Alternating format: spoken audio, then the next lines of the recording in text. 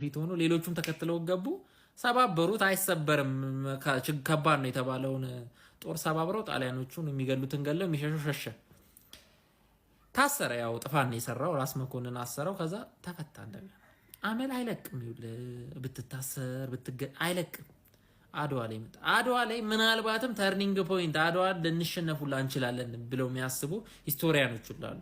ይሄን ነገር ባያደርግ እሱ ጣሊያኖች አንድ ግንባር ላይ በጣም መድፍና መሳሪያ ያዘንባሉ አንድ ቦታ ላይ ማለት ነው። እና በዛማ ዋናው ቦታ ነበር እና በዛ በኩል መበተን ተጀመረ። ወታደሩ ተበተነ፣ መሸሽ ጀመረ ወደኋላ።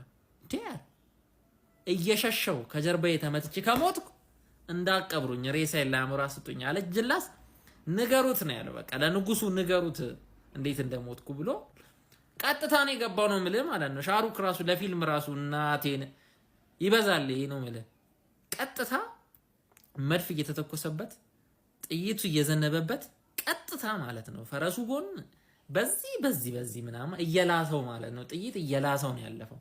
ጥይት እየመታው ነው ወደ ፊት ለፊት ሄዶ እንግዲህ ይታይ እንግዲህ ሄዶ የሚችለውን ደምስሶ ገለባብጧቸው በመድፍ ተመቶ በዚህ መሃል ሞተ።